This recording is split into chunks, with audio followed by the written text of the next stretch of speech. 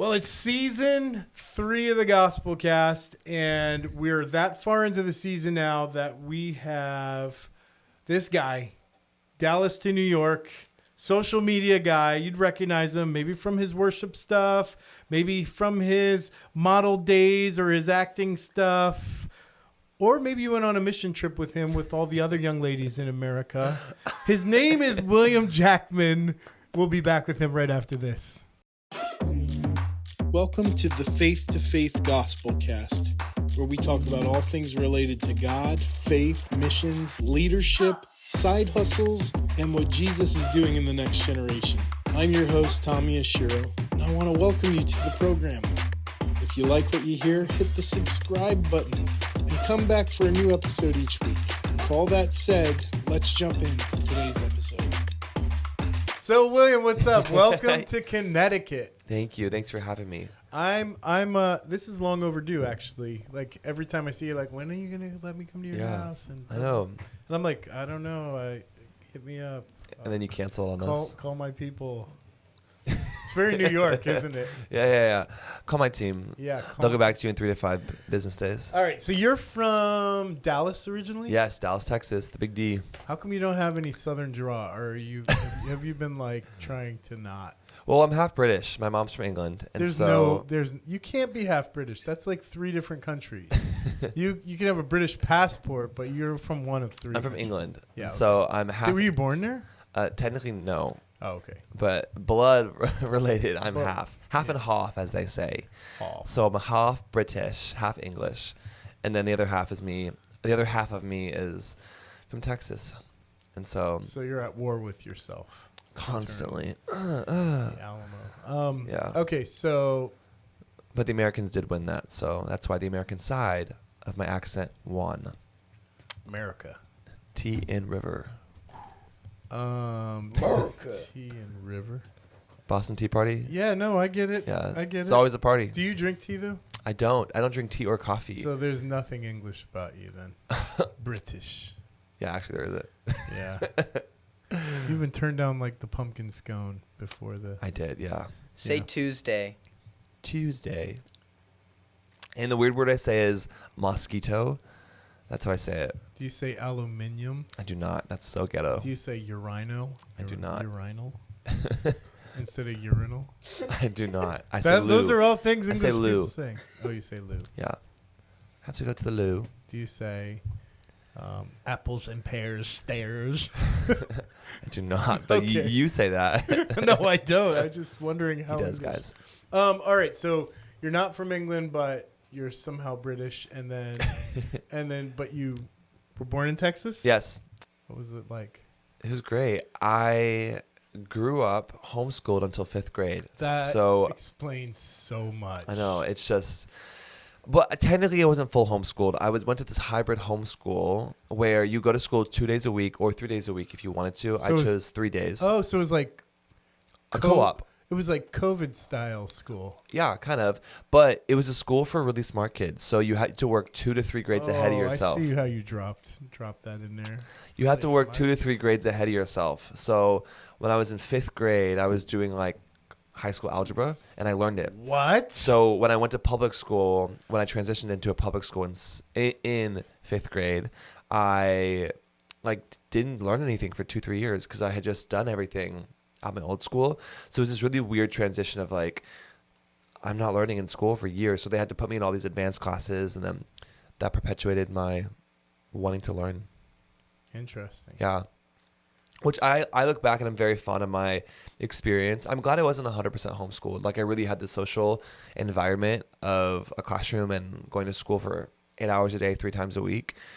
But in your off days from school, you would just get up early in the morning, do all your homework. And you'd have hours of homework. So I'd get up at like 8 a.m., do homework for like 6 hours, 7 hours, and I'd have a test and a quiz every single day. Because you're doing like 8 subjects, cramming it into one day. You have a day off, and you have a test and a quiz over what you just learned. Gotcha. So it was just really, I didn't know anything else, but it was just really intense academic environment that I excelled in and thrived in. And I feel like it gave me the skills I need now to sit down and like plow through things and be a good organizer and a planner, even though I was in like 4th grade, 5th grade. You have You have siblings, right? I do. Older sister, younger brother. Wait, Maisie's older? She is. Did I know that? I think we talked about that last night and I forgot. Yep. And you're telling me again from scratch. She's older. My younger brother, Thomas, is like 2 years younger and shorter than me. Girl, boy, boy. So, I mean, I know Maisie well. She's gone to Africa with Global Network twice. Yes. And one day we'll have to get her in here. You know what would be really interesting is getting all three Jackmans on Good the luck. couch. Good luck. But it would be interesting because I could play you guys off of each other and see who cracks first. Or I bring you in individually, tell you what the other one said. And just lie. So it's like, he said this. What do you say? Well, I won't lie, but I will like take some of the truth and just Twist it. Adjust it. That's what the enemy does. I wouldn't call it. The enemy takes biblical truth and twists it. I wouldn't call it twist. So you would partner with the demonic. No, I would untwist it. Okay. I would untwist it until it comes back to the other side. Okay. Side of twisting. It's giving Satan, but okay. He just called me Satan. I don't think any guest has ever called me He comes Satan up to this before. tree and he's like, "Did God really say that?" Did your sister? Dude, he just called me Satan. And he used my playbook. Dang. He pulls up to my sister and he's like, "Your brother said this. What are you gonna say? Did she really say that?" Oh man. I feel so much conviction now that I'm quick with it, y'all. all my jokes that I had in my arsenal. Boom. I feel like so much conviction. Shall I continue, Lord? You met your match. Dang. Where did you grow up? Where do I go from here? He just called me Satan. I suppose I fell from lightning from the sky. Oh, wow. Well, speaking of canceled podcast hosts and interviews, it's very on theme with what's happening in the Oh world. my gosh. All right. So, but you do have several siblings. Yes. Mom's England. Does she have an England Accent. She accent? does. It's pretty cool. Very cool. And Dad, he's Texan. He's from Nebraska, but we reside in Texas right now. In a McMansion. In a home. In a home. In a home. Large. Not really. The kids tell me it's big. I don't know. You don't know? 'Cause sometimes you got to see it. Gotcha. See it to believe it. Yeah. Then you know the real Flash size. photos. I'm gonna flash photos to pimp my or what was that? MTV Cribs with all the MTV Cribs, like the shack, like this homeless shack. Yeah. To the mega mansions. Yeah. I mean, know. the only thing I know from the kids is like, oh man, William Jackman, he has these exclusive gatherings at his house, And Jesus shows up in the flesh. and we make these cool music videos in his house. Yeah. Unpack that. Tell me what's happening there. Yeah. During COVID, the pandemic, there was this occurrence where churches were closed down in Texas, which was kind of rare because Texas didn't really do COVID like how they did in the Northeast, I would assume. And so because of that, Upper Room had just collaborated with Maverick City Music. After their collaboration, everyone got COVID. So they closed the church down for like 2 weeks. Granted, they just filmed 2 albums, and that's where all the famous songs come from, like I Thank God, Rest on Us. They all came from that collaboration. Okay. And then they all got COVID for 2 weeks, so the church was closed down. And then because I come from that church, I was able to get my friends together who were on the Upper Room youth band. And I was like, hey guys, what if we just came over and we all invited like 20 friends? And so there was 20 friends that came over, and I remember being so nervous, sitting on my floor, having the band. I haven't really led spontaneous for a 2-hour set before. I was just had this dream from God. And actually, to backtrack, it really started when during COVID, I would just worship with the Lord in our basement for hours. I would get up at like 11 p.m. and worship till like 5 a.m. for like 3-4 times a week for like months. Wow. And so from that, at the end of that, it was probably, let's say it was like 8 to 9 months of just doing that numerous times a week, like getting wrecked by the Lord, encounters, signs, just really getting to meet with the man with fire in his eyes. Wow. And that at the end of that, the Lord was like, William, I want to invite people into this space. And I remember being like, he asked me that. He said, William, I want to invite people into the space. And I said, no. Next question. And he was like, okay. And then like the next day he kept bringing it up. He was like, William, I want to invite people into what we have cultivated. And I remember saying no for a long time. And then after like a week, he came to me and he was like, William, I'm no longer asking you, I'm telling you, can you invite people into the space that we've created? And from there, I was like, okay, God, what does this look like? And then he gave me the idea to invite my youth group over, and there was 20 kids. And remember in COVID, one girl came over, and she wasn't saved. She didn't even know what this was. She thought it was kind of this house party, and it was this 2-hour worship set. She sat on the ground and she bawled her eyes out. And I remember looking at her for like 10 minutes, and I was like, oh my gosh, she's getting encountered by the Lord. And I'd never seen someone get encountered by the Lord through my obedience, because it was so terrifying to say yes to what the Lord was asking me to do. And then from there was 20 people, and then everyone was like, can you do this again? This was insane. People got baptized and gave their life to Jesus. And then all those 20 people brought 2 or 3 friends. And so it went from like 20 to 60, then 60 to 100. And then there was like 100 to 200 people at these nights. And it would pack out this huge room, a whole worship set for 2 hours. And everyone would hang out, hot tub, swim, have pizza parties till like 5, 6 a.m. afterwards. And that was happening almost every month, if not a few times a month during COVID. Whoa. So it created this community in the Dallas area. And then a lot of people from social media kind of just came into it. And it was when social media was in the early stages, so no one really knew what it was doing and the impact of it. And so it was a big blessing to just be a part of it and watch the Lord move in it and through it. That's cool. Yeah. No, I was really blessed to have that history with the Lord, because I think when God asks you to do something big, it is terrifying, especially when you're so young. I think I was 19, 20 at the time, and I hadn't really led big rooms. I in the worship space, I wasn't, having 200 people follow my direction in worship, and I was really learning what that looked like and how to steward that. But I was so grateful to the team at Upper Room who just gave me the training and the experience to develop into the worship leader and worship artist that I feel like I am today, and how I choose to partner with the Lord in stewardship of what he has allowed me to be a part of. I feel like we're fast forwarding too much. I want to circle back to homeschooling. Okay. Not so much homeschooling, but we've had other homeschoolers on this program, and we had a lot of fun with that. But I don't feel like it's perfectly fair to put you up into that category. Yeah. Because I feel like the whole reason for going down that road is probably because you were a child actor guy. Yes. Right? So you had to work. Completely. So how did that start? Yeah. Let's go down that road. When I was 8 years old, I had a lot of energy. And so my mom... No, I know, right? Little me with too many pixie sticks, I think. Yes. But I got enrolled in this YMCA acting class where she saw you could put your kid in, and basically it's like a way to not see your kids for a few hours once a week. Great. And my first show was 101 Dalmatians. No way. Yes. I was, but they told me I was shy. Like for the 3 months we rehearsed, I was really shy. I wouldn't talk. I was playing this extroverted chihuahua in it, and I was really shy. Timestamp that for AI generated images. No, I have a photo. I'll send you guys. Extroverted chihuahua, whichever one comes out better. That's really great.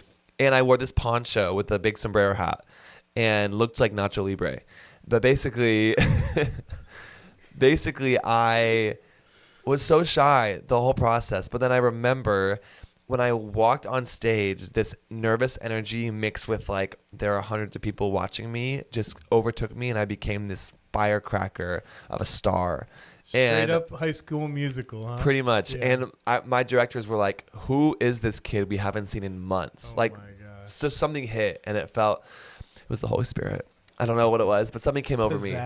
And I got the bug, and I started to work a lot in musicals, learned to sing, act, and dance. And then later down the road, I get signed, and then I get to work in New York City, and then I get to work what does that mean, for Disney. Signed? Signed to what? You signed to an agency. Okay. And so I signed for modeling, and then I signed for acting, because you signed to different divisions. And I was able to work as a child, which was a big blessing, because I was able to be immersed in the very professional world at a young age, which I think helped me really get a commune with adults at a young age. And I understood that people were here to make money, and I had a job and they had a job, and I wanted to show up and do my job and play my cog in the machine. And I think just growing up and still being in the industry, it not only has given me empathy for younger people who are learning the ropes, but also I feel like I'm able to coach and help a lot of younger people navigate the world, because it is kind of crazy and it's always evolving and changing. So all right, I feel like we're still fast forwarding. So you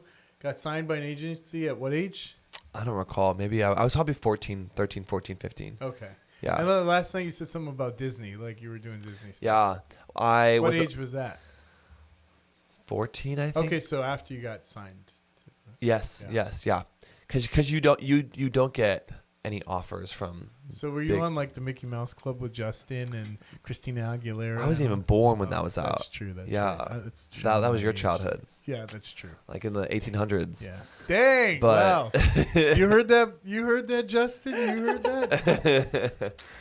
But basically, I was a part of this group called Broadway Bound in Texas, and you had to audition and be a part of it. And then there was this traveling group, and we put on this show, and it did well. And so they traveled to California for it, and you competed your show, and all these Broadway judges and teams would watch all these kids perform, and they would give them callbacks for different things. And so I got a call back from Texas to California. Then I did the show, and I got selected from there to go to this big open call. And there was probably a few hundred kids there, and they did like cuts. So maybe it went from like 500 kids to 300 kids that next day. You learn a new dance, and then 300 kids to 75 kids. And then the 75 kids learn another dance, then you sing, and then they cut probably down to like 20 people.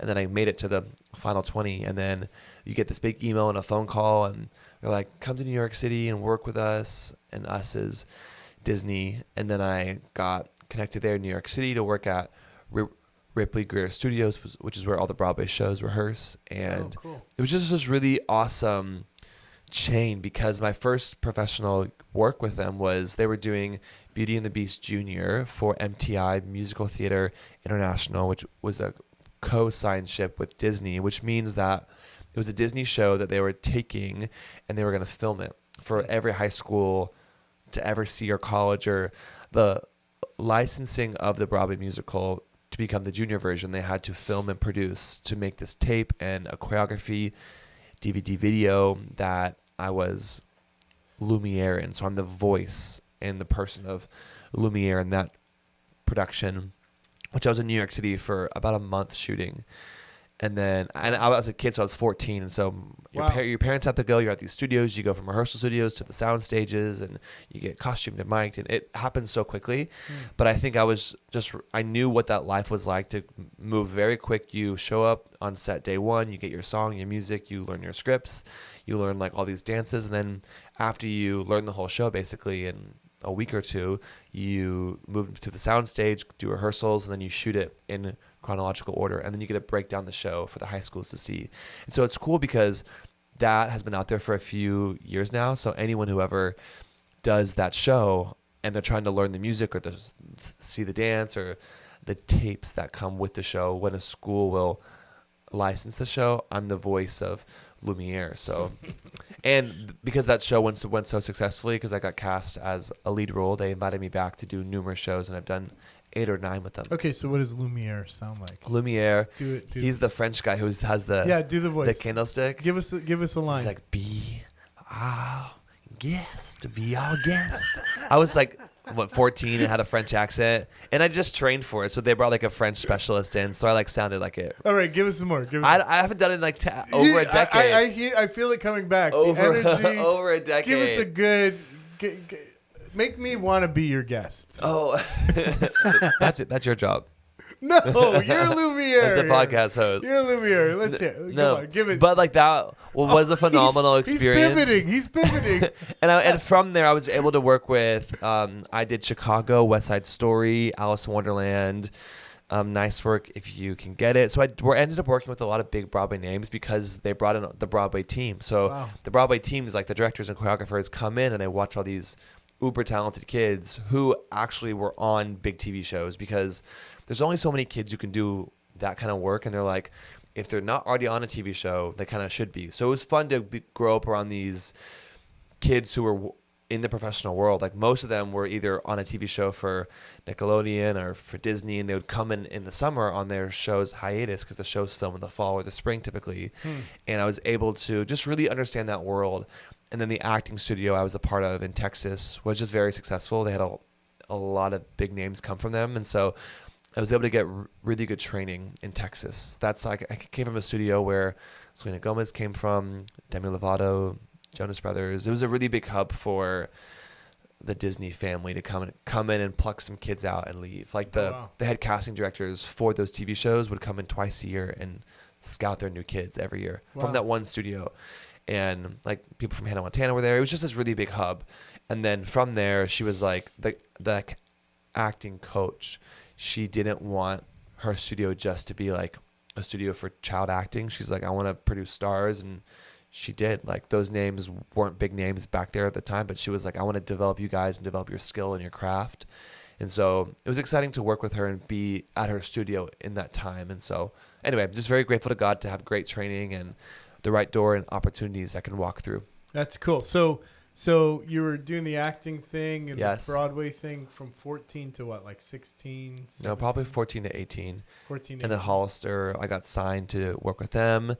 In the middle of that, when I was in high school, my sister saw this open call. They did a worldwide casting search for their next Hollister brand agents who were going to be the face of their company, basically.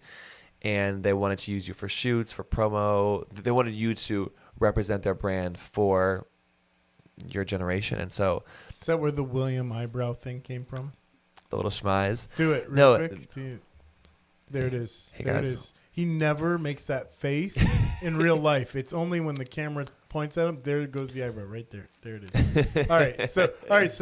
So Hollister discovered you. Yeah, somehow, I did 10 so- rounds of callbacks for Hollister. It was this crazy. It went so quickly. I did like in-person stuff, then Zoom meetings because their teams all over the world, right? Do we have a photo from that era that you can send? Oh yeah, for sure. All right, we're gonna throw that up right Here's now. a photo. And then it's crazy. I learned how the modeling world works. And it's not just modeling because you were a brand agent. It was acting and modeling and spokesperson and social media. Like they flew in the team from TikTok to teach us how to use TikTok in 2017, 2018 before it was huge. Wow. And so they were like, here's how to do it. It wasn't Musically at that point in time?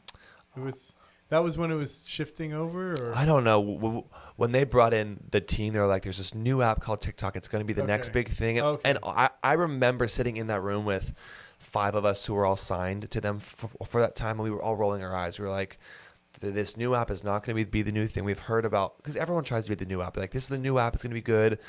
Learn the platform. That's what every app does. Or like, we want to teach you how to use our platform. Like Triller tried that and failed. I can name 4 or 5 apps that have really tried to do that, and they all plummeted. But TikTok had COVID. COVID was their secret sauce. There wasn't anything like it.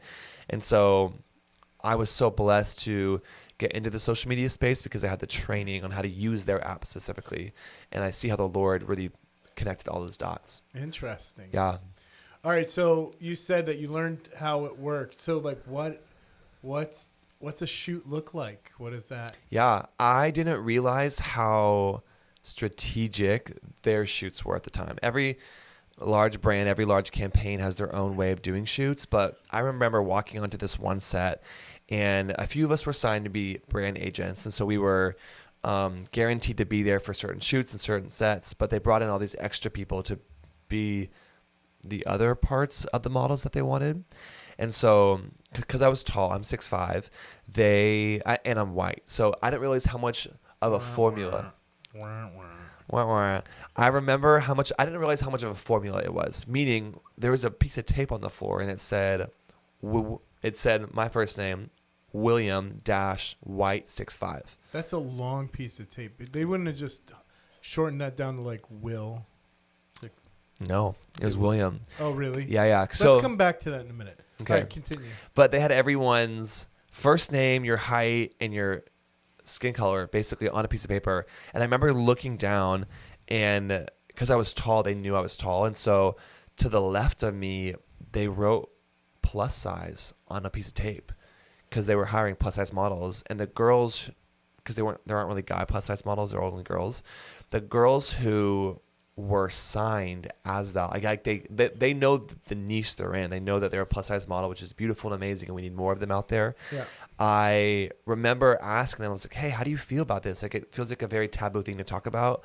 And those who were making crazy money in it, they were like, as soon as you realize you're a plus size model and you own it and accept it and you pitch yourself as that, you get hired and make so much money. Interesting. And everyone talks about you as the plus size model because it's beautiful and the world is so diverse, and we want to represent that in our space and our platform. And so I just didn't realize how black and white it was. Like, I looked down on those pieces of tape, and fascinating. It's like, and the girl wasn't even that plus size. It was yeah. just like, okay, so now let's like move into a cultural moment with this whole Sydney Sweeney thing. Okay. I'm sure you have thoughts on this. Like, they ticked everybody off when they made those commercials, right? Yeah. And then they were like unapologetic. Just so we're clear, this is not me telling you to buy American Eagle jeans. Sydney Sweeney, Hasbro jeans. You see what I did there, right? Well, what was the goal of the Sydney Sweeney campaign?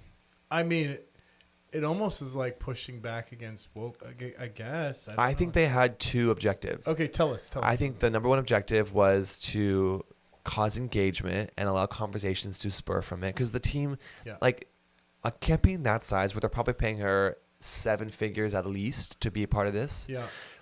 There's a billion steps that have to happen before that. Everything she says, everything she wears, everything she looks at, from pre-production to post-production to the production itself. She's probably not even aware of all the thinking that's gone in here. They're just like, go here, move this way. Potentially. But also, I think she's so much of a businesswoman that, like, she comes across as this, oh, it's so fun. Okay. And then I think she's actually a really savvy businesswoman. Okay. Because she knows who she is as a brand. Sure. But anyway, I think the goal of the campaign was to bring brand awareness and to drive conversations, because although there was very controversial, everyone was talking about her, and that's free advertising. So every podcast, everyone on TikTok who makes a video, they're all saying the American Eagle campaign, the American Eagle. That's everyone's talking about their campaign. They wouldn't have done that during the no. Biden era, though, right? No comment. Oh, wow. Wow. I'm just saying, I'm not trying to make it. No, yeah. I'm just trying to like pull it apart and go, wow, because, you know, the politic in a country changed. So now let's lean into this America thing.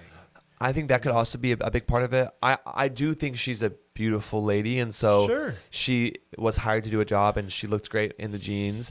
I do think, though, I'm sure her team and the team at American Eagle, they were aware, they were excited all this buzz was happening about their new jeans that fit really well, and I'm sure in some way they help perpetuate that narrative. That's what a lot of brands do. I think of like Maverick City Music. Well, look at what happened. They're on record to say that they use the Black Lives Matter movement, and they would, and COVID, they would perpetuate their gospel music in the midst of that era to show people, hey, in COVID, you're not supposed to meet, but we're going to meet. We're going to use this, and we're going to really meet, and we're going to show everyone we're meeting for the gospel, and we're going to use that social media line and knowing it's going to get engagement. Well, that's what I think was music. Genius, you know, that couple that caught at the Coldplay concert.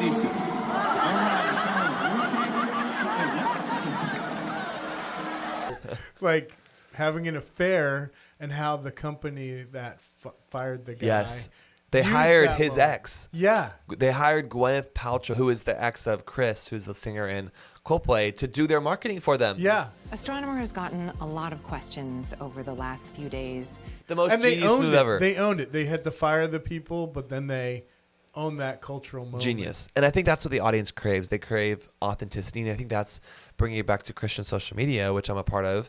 I think that's why my platform and a lot of my friends did so well in that space, is because we weren't about the polished life. We were about sharing our life and the ups and downs and what Jesus is teaching us through intimacy in our private space and bringing it to the public. So let's pull back there, because like we're jumping a couple steps. I love where we're going with this, and I love how we're connecting it, because like the whole point of the show isn't just revealing Gen Z. It's like the things that Gen Z likes, the things that matters, and part of that side hustles, and that means that every Gen Z person's trying to be a business person, entrepreneur in the background. So we're like touching on all these different cultural things, and I like that. But the social media thing, you've just thrown a new thing into the mix. So let's explain that for my audience that's not that big, but it's older. Yeah. And they have no idea who you are, but we're touching on cultural things that they probably know about.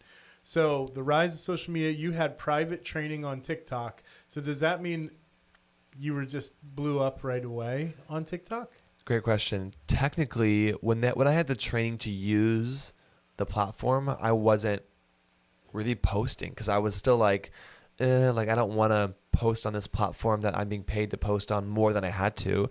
I had to post like once or twice a week for the platform, and it was like getting like hardly any engagement because no one was on the app yet. Nobody was on the app. But I was in high school when it kind of really took off. But I went on this family vacation over Thanksgiving, and there was this really cool hand washing machine, and we should throw the clip in here eventually of what that first video was that blew up.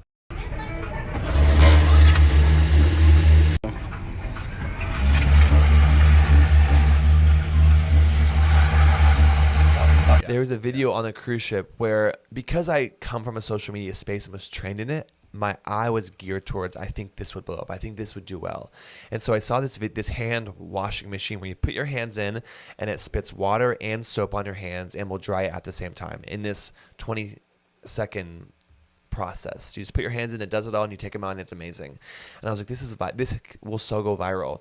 And I knew that if I said that Elon Musk was my dad in the video, for no reason, people would just think and pause and watch the video longer. It's like a quick video. So I guess I lied, but all these comments, I had like hundreds of thousands of I'm Satan. Okay. Okay. So the video blows up. Completely. It had 14 million views, which is great. But way back when in 2019, that was huge. Yeah, that was geez. I should have been on Ellen for that.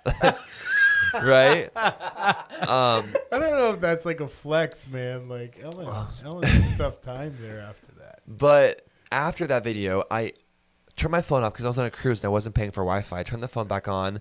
I have hundreds of text messages. Whoa. And I'm like, oh my God, I'm in like Mexico on getting the little Mexico Wi-Fi. My phone blows up. I have like 40,000 followers overnight because in 3 days on my private account with like 3 videos on it.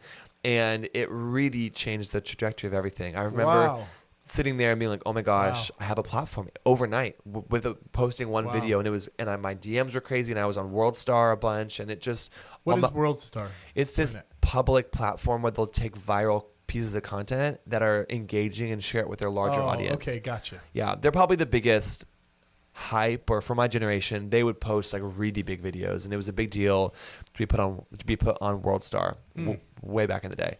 That's cool. Yeah, but then from there, I started posting like normal lifestyle content. What is crazy. a normal? What's a sample of that? Like what is that? Like I would just post like funny, engaging content. I would post I call it cute boy TikTok. Oh God. But I wouldn't take my shirt off like everyone does now. Oh good. Yeah. Did you have to take your shirt off for the Hollister ad? So. Little bit. Potentially. Little open shirt action. Potentially. On the beach. Yeah. Potentially. But I wasn't allowed to have abs. I was hired as a lifestyle model for Hollister. So I remember one time I came on set and they were like, you look too fit. We're going to Photoshop you to look more lifestyle. And I was like, you're going to make me fatter in the photos? And they were like, essentially, yes. Whoa. And so that kind of messed with my body image for a few years because I was like, how do I work out? What's too much? What's too less?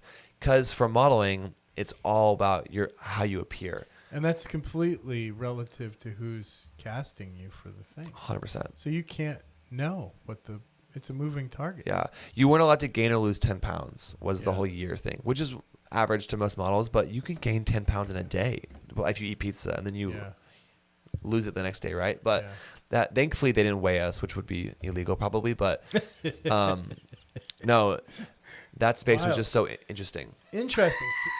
It's time for a commercial break. Okay. That's our signal there. Come on. So we'll be back right after this. Hey, my name is Desmond Henry, and it's a joy to serve as the director of the Global Network of Evangelists.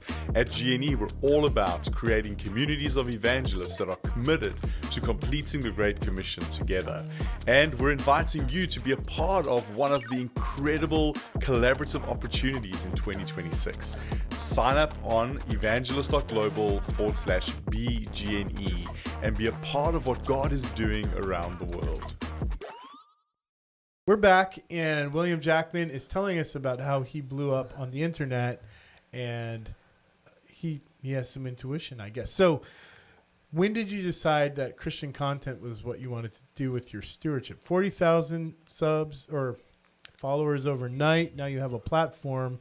At what point in that conversation you had with yourself and the Lord, did you feel like, oh, I have a responsibility here and I need to do something for the Lord with this? Great question. I remember during COVID, it's probably 6 months now I've had this platform, was growing to 40, 45,000, 50,000 TikTok followers. I remember I was fasting. The Lord really was teaching me about how to fast and steward that. And so I was on this 3-day fast. And at the end of the 3 days, I looked out my window into the clouds, and like the Spirit of God kind of entered my room, and I really almost audibly heard the Lord say, I'm coming back soon. Turn your platform towards me. Whoa. And I started to shake and fall to the ground. And I was like really getting encountered by the Lord. I was like, what is happening? Is this just because I'm fasting or starving? Turn or your platform towards me. That's wild. It was crazy. And it was before anyone was really doing it too. So it was this really terrifying thing. I was in high school still. So I was like, oh my gosh, post about Jesus on TikTok when like feels like no one was doing that. It was really daunting. And I remember wrestling with it the whole day on my last day of fasting. And I remember being with the Lord that night, worshiping and just being like, you know what, Lord, like everything I have is yours. So I don't know what this looks like. This is absolutely terrifying. I don't know anyone in the space. Like I was just this lonely kid in Texas who didn't have a lot of high school friends, who just started posting from that moment on. And literally from that moment on, when I posted Christian content, I lost 20,000 followers in 2 weeks. Wow. So I went down to like, I don't know, 25K probably. And it was a steady growth up from there. And then I got invited to events and met people. And then we started the worship thing. And like literally the best decision I could have ever made was the Lord asking me to give him everything I had. And he turned water to wine. He turned something that I didn't even know could be something beautiful and amazing. Imagery. And it changed everything. It made it alive. Okay, so now as you're doing this pivot, what do you think? Like, was it just because you said something Christian that people went, or did you say something that was offensive to people who are not Christians, like specifically that caused people to run? I didn't. I think it was just because I was Christian. Because before that, I was posting like really funny lifestyle content. I was just doing like popular trends, and it was just like, people were following people just to follow them. Like there was no really a reason. That's why people were following thousands of people a day. Like they didn't care who they followed like they do now. And so people were following me because I think I just looked good as I was presenting comedy videos and was just engaging and doing fun trends and bringing a fun spin to trends. And that did really well. And then when I started posting about the Lord pretty confidently, people were like, wait, I'm not Christian. I don't want to follow you. Or this is weird. This is too much. No one's doing this. And I kind of joined within the 3-month period when Christian TikTok kind of started, and it became this niche that I was really blessed to be a part of it really early on. Yeah. So as an early Christian TikToker, what I know it's Christian content, but what did you feel like people needed to know? Like, how were you packaging those messages? Yeah. I didn't do a preaching video till like 2 years into it, probably. I was just like, no one's doing preaching videos besides like David Ladding, I think at the time, who was in Texas at the time. So it was no, actually he was in Georgia, but he moved to Texas after that. But I wasn't doing preaching content. I was just doing like Christian TikTok, like just like typical trends or creating trends. I remember posting a video and then everyone kind of copied it, and I was like, well, this is kind of fun to like create a trend. And I would do a few of them and they would blow up and do well, and it was just really fun thing to discover. And it's weird because now it's just become this mainstream thing, and everyone's trying to do Christian TikTok, but I really didn't want to do it. I remember being terrified of it, and every day being like, this isn't working, this is weird. It was all hate comments for the first few months. And I was in high school, so all my high school friends unfollowed me and were making fun of me. And it was this huge high school thing. And I grew up being a dancer working in the professional world. So being a professional actor, all my acting friends were like, William, you have a big platform. Why are you posting about God? I don't want to hear about God. I thought you were this cool actor on set and working with Michelle Obama and doing all these cool things I was doing at the time.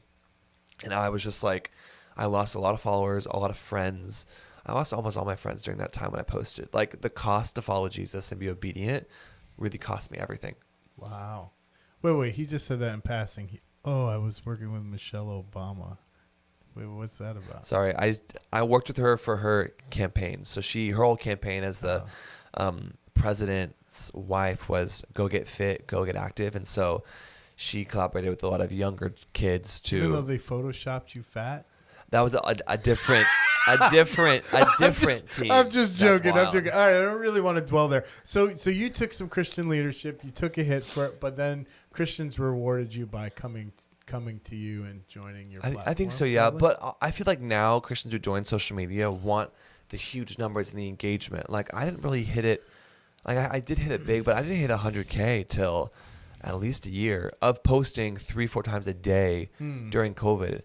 And I see kids now and they're all like, I didn't hit 200K. And not only are they hitting like how many followers they have, it's all about how much money you can make. I didn't know you could make money into this until probably year 3 or year 4. Wow. When I was offered brand deals, I was like, we'll fly you out, we'll do this, we'll pay you this. And I was like, you can make money, talk about God. Like that was so far-fetched from why I was doing it, what I was doing it for, when now that feels like that's the currency. Kids are joining because they realize there's so much money in it. Yeah, and truthfully, I don't even want to go down that road with the time we have left because I feel like people will be listening for the wrong reason.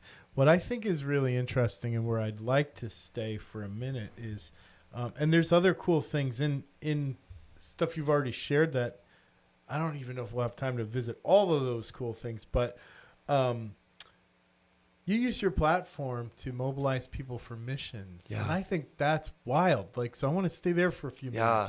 Tell me, so you got the Christian platform and now you're going to, I know you went to Africa a couple times. How, like, help me get there.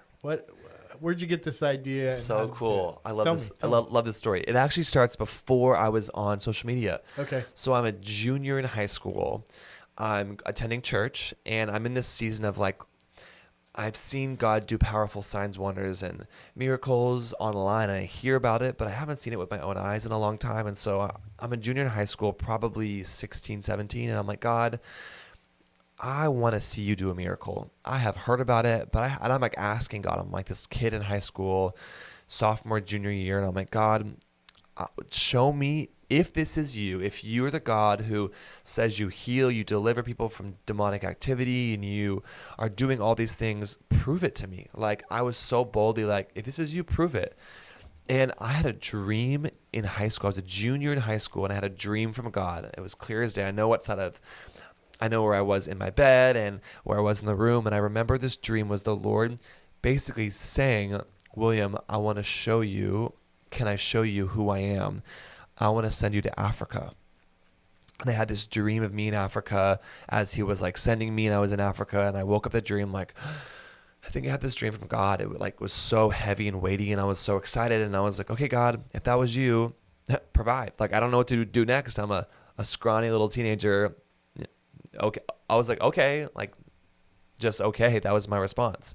And so from there, literally a week and a half later, I tell my mom, I've been praying about it. And she was like, I met someone last night who just came back from this mission trip, and they said it changed their life. And it was kind of what you were hoping for. And so randomly, I applied online for it. I had a meeting with the team, and they're like, you're really young. You're a little too young for us. And I was like, no, I really think I'm meant to go. This is from God. And so because I had, at this point, but by the time the mission trip happens, at the end of my junior year, I had just turned 18. And I got on this mission trip because I told my dad, I was like, hey, Dad, I really want to go to Africa alone on this trip from God. I feel like God's telling me to go. And my dad was like, no, you're not going. You're an underage teenager, and you're not going to Zambia alone. Absolutely not. Because it's expensive, and there's just a lot of reasons why you're not going to send your 17-year-old to Africa alone. And I remember going back to God, and I was like, hey, God, I can't go. My dad said no, but the Lord said, but your father said to go. So in the midst of my dad saying no, my father said to go. And I was like, okay, God, if you're telling me to go, I need you to provide. And within 2 weeks, I asked certain people, and I was meeting people on the streets who gave me money, and I had a fully funded trip, thousands of dollars, this 17-year-old in high school, fully paid to go to Africa alone. And my parents were amazed of what happened, and I just kind of took the initiative and got fully funded. And from that experience, I remember I'm on the way to go to Africa. I took my last exam at like 1 p.m. in high school.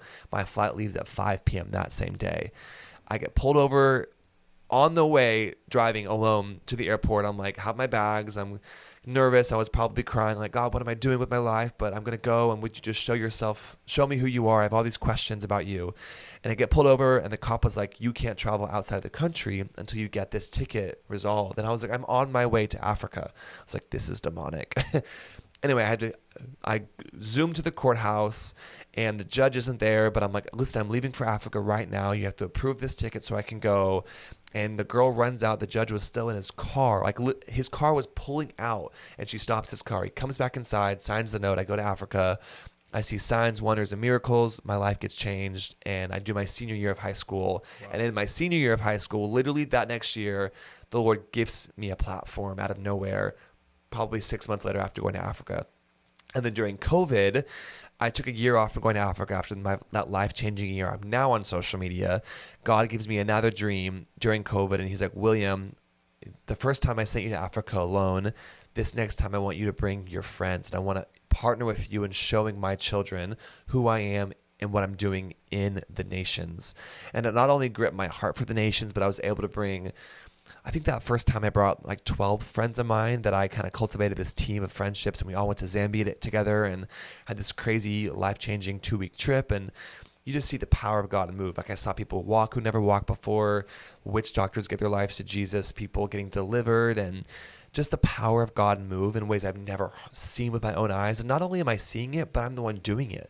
Like, there's me and this young girl, and her eyes are completely black because there's a demon who's taken over her body, and she's like, I want to be free, and she's crying, but this demonic entity inside of her, because she was enslaved to witchcraft because her family sold her into the witchcraft trade to the witch doctor in the village. She just wants freedom. And I love the group I went with. I went with this organization called Overland Missions, who has such a similar heart to what Jeannie does, which is amazing. They worked with us on our Zambia stuff last year. Yeah. Their whole thing is you can't give kids candy, you can't give out clothing. Like, you're really there to just share the gospel, and it's a free gift. Wow. And it really allowed me to realize, wow, this gift of evangelism, which was a gift that the Lord gave me, and this heart for it in America to my generation, but also abroad.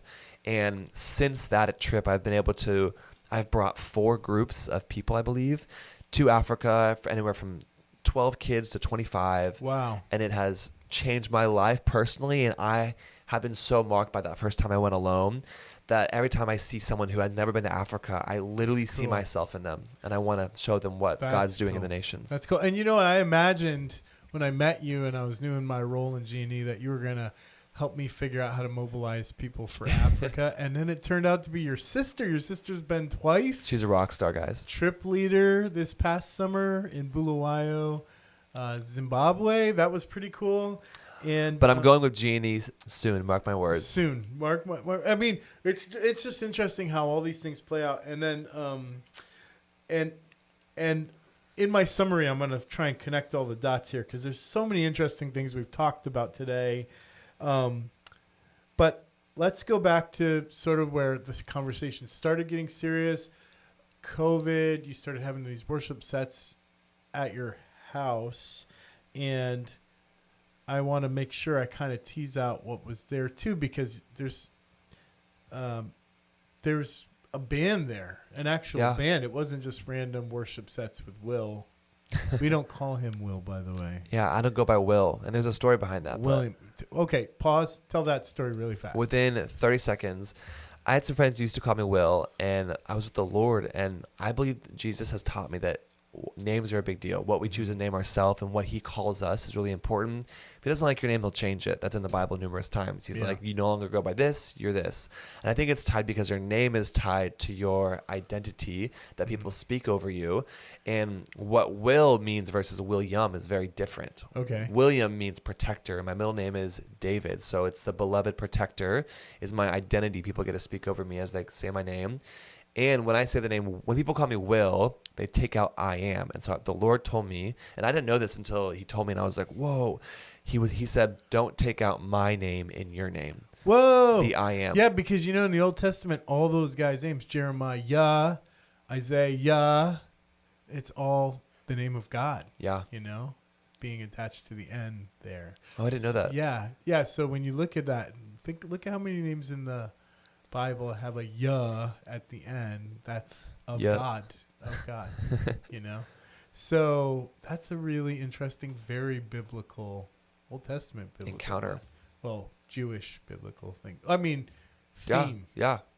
So that's now I can't call you Will. That's conviction. And you You're called me taking Satan. God's name out of it. I know. How And he could called you? me Satan. No, your so identity I feel is like, not. Your identity is not that. Dang. Is your full name Thomas? Yeah. Okay. Yeah, and there was actually a naming story there too, because my mom had a dream that, whatever. I feel like. Why do you like let people call you moms Tom then? Well, because Thomas is weird. It's English muffins and stuff. No, it's not. But you should ask the Lord how He wants you but to be like identified. Thomas is a twin to Christ kind of thing. Like Thomas means twin to Christ kind of thing. So Thomas is beautiful. yeah, it's what I get called. It kind of sounds like British. Thomas. Well, because my brother's name's Thomas. But I mean, oh no, we're not going to go down that road. Because we're on something good, and Yes. I got jokes for days. Okay. So I'm like, nah. So this band Undignified, you made these music videos. Do we Yes. have these online? Can Yes. we watch something? Yes. Or what's the best song you guys did? my favorite song that marked me during COVID is I had a friend named Kristen Cruz, who's a phenomenal singer, Yeah. and she sang a song called "Out of Hiding," which And is we have this. we do. Okay. Which was originally by Stephanie Gritzinger, but she did a cover to "Out of Hiding" and it blew up online. She was on America's Got Talent, and her social media skyrocketed. And her version of "Out of Hiding" is so filled with so much intimacy and rawness, and I'm sure we'll put the link there. No, we're gonna watch it right now. It's we're beautiful. Gonna put it in right now. Okay. Let's watch. This is "Out of Hiding" by Kristen Cruz by Undignified.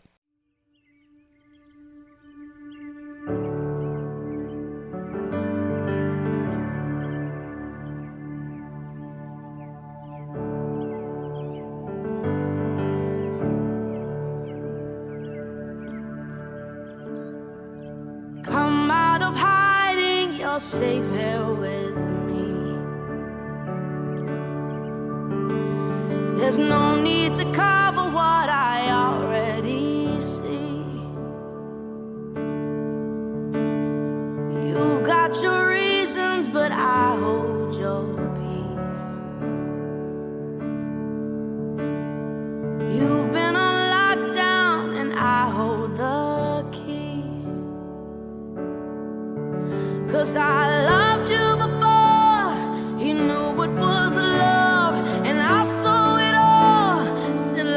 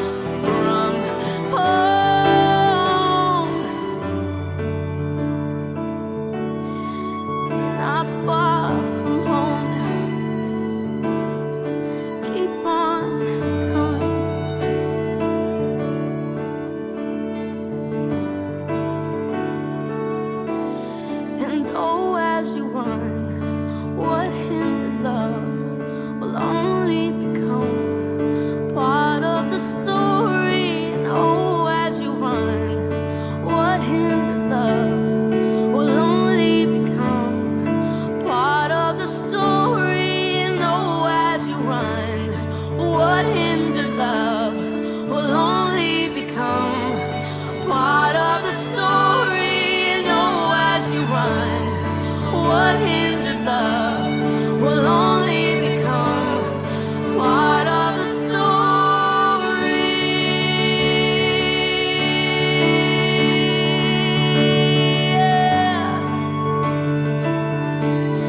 Now, baby, you're almost home now.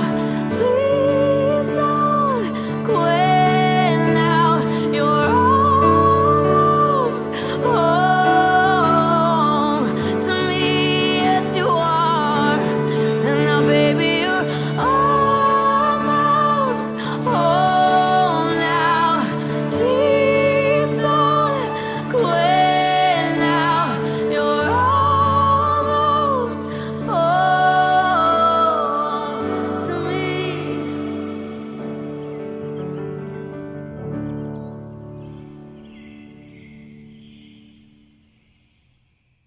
And I would have never known. Like, I met you at Pulse 100, and I also, Kristen Cruz was in my small group. Yes. I didn't know who she was. I didn't know she was on America's Got Talent.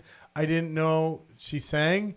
And I'd say like 2/3 of the year, maybe 80% through the cohort, she goes, "Hey, I have something to share with the small group. I led a song during Dallas Cowboys game. Can I show it?" And I'm like, "What are you talking about?" And she throws it up on the screen, and we're like, "Oh, she sings." And I'm like late to the party. 8 million followers later. Yeah, I had no idea that we were coaching and mentoring her. I had no idea. Which is honestly the best thing for all of us in that world. For sure. Like, the best thing for all of us is for someone who just loves you for you. And I think you do such a good job at that, Tom. Thanks, like, man. really, like, That's really cool. you encourage my generation to just be our authentic selves and really follow Jesus better than a lot of people, I think, who say they do that or want to do that. I think you do it in such an authentic way, and you really are changing all of our lives who have these big impacts. So that's really cool. Thank you to everyone who supported Tom along the way. I think it's neat that you're connected to Kristen in that way, and like as I see how you're connected to other young people that are on this podcast, the story gets richer for me with every guest. Like, I snap together and understand a little bit more about you guys. And so, like, we're kind of coming up to the end really quick. And what I want to do with all this information you share is kind of snap through themes. Maybe this will even be helpful to you, because it's kind of like where I process it all and then have my insights. Yeah. And I did know some random pieces of this story. But there's a difference between maybe being from an influential family in many different ways. And in the second round, we didn't talk about your dad and basketball and all that stuff, or your mom's cool psychology stuff. Like, we didn't have to do that. Like, we kind of, like, I understood some of those pieces, and I understood influential family, founding family members of Upper Room, right? That's in there too. So, like, I picked up little things around the way, and sometimes influential families are just influential wherever they go. But that's not the story I heard on this podcast. What I heard specifically, as you told your story, was just how many different times in your life you decided to go against the grain, like a real leadership moves, and step into spaces that are generally dark and be a witness for God. Like, so just a witness in the arts and entertainment space, which is a very hard thing to do well, and do it with conviction and do it with morals and not compromise. Lots of Christians who go down that road eventually end up with parts where they have to decide if they're going to do it or not, and it's going to make them not look very Christian while they're doing those roles and those scenes. So I heard that. and that you intentionally and unashamedly were willing to step into those spaces and represent Jesus. And I think that's so cool. But it doesn't stop there, because it's like in every step of the way, it seems like God was opening doors for you to be in these very public spaces. They're very fun cultural spaces that everybody wants to be a part of. And that as you were positioned in those spaces, like God gave you the opportunity to be a voice to your generation every step of the way. And we didn't touch on the speech impediment stuff, but that also seems relatively biblical. You know, like Moses said, hey, I don't have good speech. Don't use me to lead the Israelites. You know, okay, well, let's give you some support to get through this. You bring your brother in, whatever you need to do, but you're doing it, you know? And I remember when the Lord asked me to do a lot of this stuff, and everyone would always compare me to Moses. And I had a friend tell me, he's like, I had one friend who was from church, and he was like, you know what? You're having all this influence. I'll be your Aaron, you're Moses. So you do it, and I'll go on stage and like take the credit for everything. It was like kind of his vibe. And I remember him saying that, and it rubbed me so the wrong way. And I went to the Lord. I'm like, Lord, I will not be like Moses. Like, for those who don't know, I had a speech impediment for 20 years. I'm 24. The Lord miraculously healed me through praying for years and fasting for it. But I went to Africa. And then next time I went back to Africa, I told the Lord, I said, I'm only going to go if you heal me. I said, I saw you heal all these people. It's now my turn. And I shouldn't have done this, but I told a lot of friends, I said, if I come back from Africa not healed, God's not real. Whoa. Yeah, I don't recommend doing that. Jeez. But in my pride of that, the Lord was so gracious to meet me and heal me. And it literally happened on the train ride, on the truck ride to the airport to go home. Wow. Because I was too afraid to ask for healing the whole entire trip. Wow. Like the car starts, we're leaving. I said, stop. I run out the truck, run to this one dude who I knew had done crazy miracles. And I was like, pray for me, please. I have this speech impediment and I can't, yada, yada, yada. And it was a 10-second prayer. It was the easiest thing. And he was like, amen. I was like, amen. Thank you so much. I've never seen him since. Crazy. And my life was changed. And yet, even with obstacles, even with maybe peer pressure, even with maybe the desire to even want to succeed in your space, like you've decided to step in and be salt and light in these places, and even use that influence to mobilize people for mission. I think that truly, that witness evangelist, a voice to your generation, and converting that not just unto yourself, but taking people with you to be evangelists all over the planet. That's awesome, man. That is an awesome track record. So you've moved from Dallas to New York City, and this is kind of like where we come to an end, and there's some things in there. So it's almost like you're returning to your young years and trying to step back into Broadway type stuff now. Yeah, I think I moved to New York City in the beginning of 2025. Yeah. And it's gone really good. It's awesome. Have been offered some awesome opportunities and pre-Broadway workshops, and I was offered an off-Broadway show that the Lord had me say no to. Because they changed the script on me. I was offered the lead in a big show that was going to go on tour afterwards in June. And I was so excited. I was like, this is my life-changing role. Then they changed the script to be like very, very dark. And without getting into like the details of what I had to do in the script, it was a big franchise. So a really big franchise was coming to off-Broadway to potentially be on Broadway. I booked the lead in it.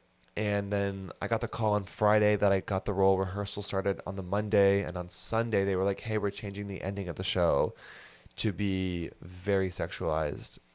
And you step back. Yeah, the Lord tested me. And that's what I'm talking about, like the integrity in this. That's very hard to do. But I want to go another layer because I'm even more excited about this unseen thing you do than I am about all the Broadway and Fashion Week and all this other ritzy kind of stuff. It is what it is. Yeah. But it's your ticket job. You're working in the theater. Oh, yeah.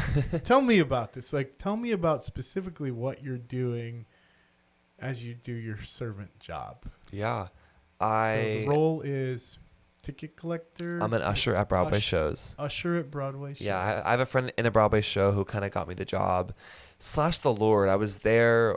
I have a friend who's the lead in a Broadway show. I went to go see him in January, and I was there as a VIP, which means that the owner of the theater comes to you, shows you your seat, and we got just chatting. I'm a very charismatic, chatty person, so we got talking, and she was like, "If you ever would like a job here, I would love to have you work for us."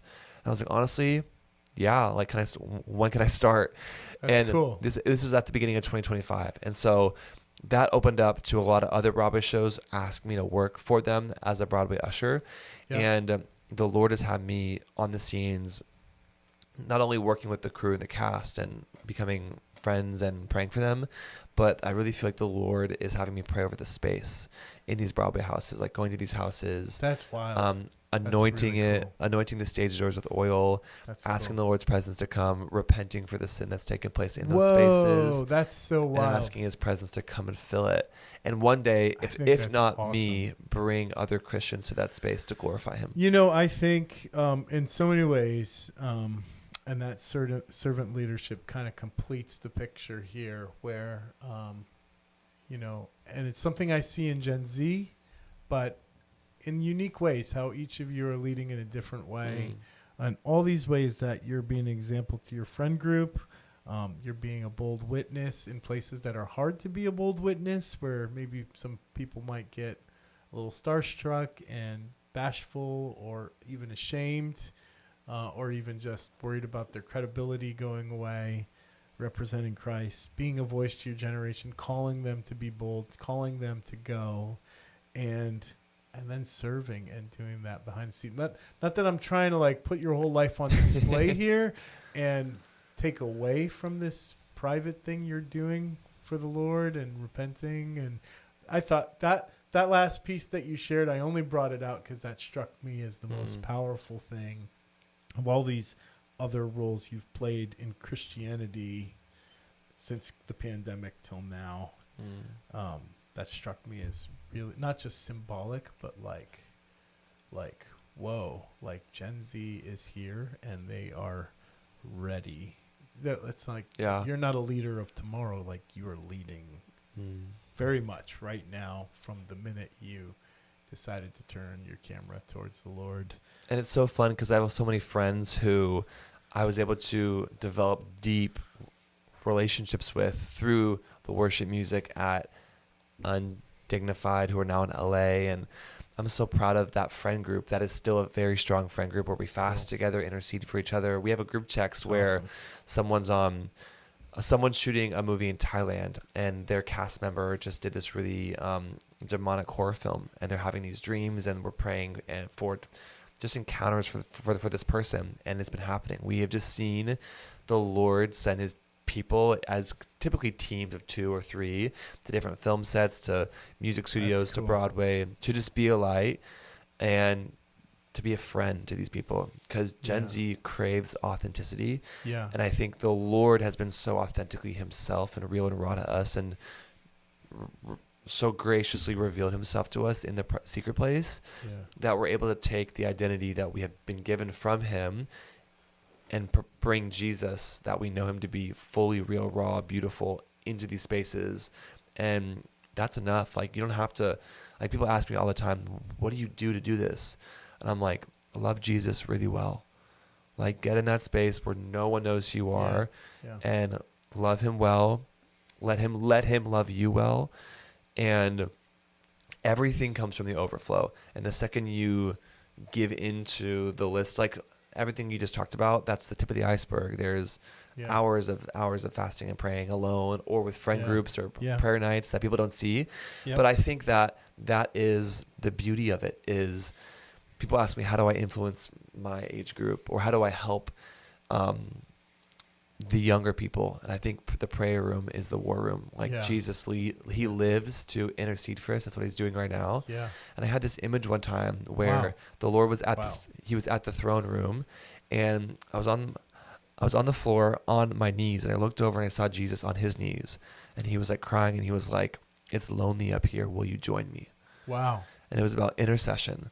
And I shared that with my friend group, and we all kind of got the same image the Lord shared with all of us. And we just did these intercession nights for these well-known people. And now the friends of mine who were praying and interceding for these people, they're either friends with all these people, or they've met them, or they've shared the gospel with them. Like, intercession is the key to Gen Z.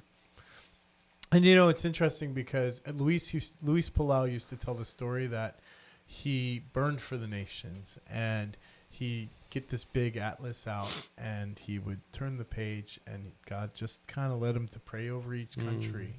And he would pray that God would do something in those nations. And he said, sure enough, that as I prayed for those nations, the burden grew in my heart for those nations, and that I would become the answer to my own prayer as God sent me to those nations.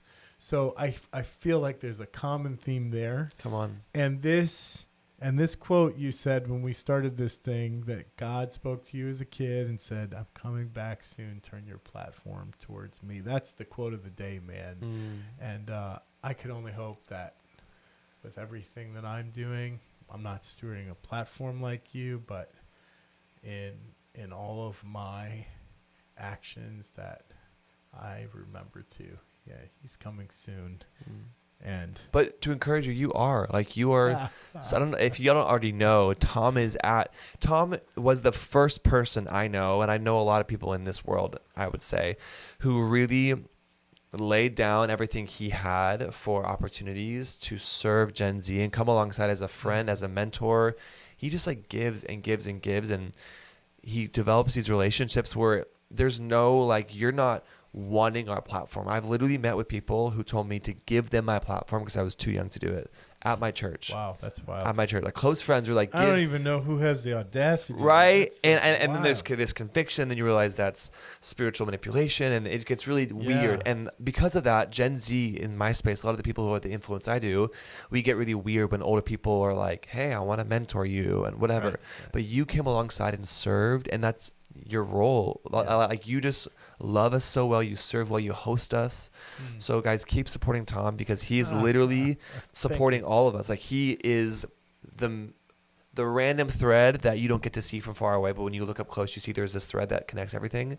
The Lord is so divinely connected. It's so true. He's so divinely connected you, and I don't know if I would be where I'm at today without all the you being so integral in so many ways. Thank you. I honor you, Tom. That's very kind. Thomas. Oh, there we go, William. Hey. I'm happy to have you here at my home, and we're gonna kind of wrap up. Not that I wanted to end on a Tom-focused theme, but on hey, we're gonna go from here and go experience New England. Come on, go find some lobster. Oh yeah, and some other cool stuff, and then you're gonna minister in my home church tonight and tomorrow. And last night you got to share with our kids, and you know what? Every month when I bring one of you here, I get to watch the different flavor. And truly, William, last night ended with you doing what you do so well, with everything we talked about. You honed in on the one, and you're in the back room, and everybody's playing games and leaving, and even I'm packed up, ready to go. And you really made time. You saw a kid who maybe is not social, he's a little socially awkward. There's some things there, and you leaned into that. You saw him. You gave him yourself. You gave him your best stuff. And so New England needs Will Jackman. It's a dark place here. I'm thrilled that you're here in my home and with my family and with my community. So thanks for coming, Thanks for having me. It's great to have you here. All right, William, you're going to have to come again and bring your siblings. Right. Let us know if you like comment your favorite part of the video down below. I want to see your comments. I want to see your likes, subscribe, follow, all the things for Tom. But you better comment your favorite thing. Comment questions you have for next time we do the podcast. That's awesome. Thanks, William, for coming today. Yeah. Bye, guys. Thanks for watching another season of the Gospel Cast. Tune in 2026 for all new guests and so much more.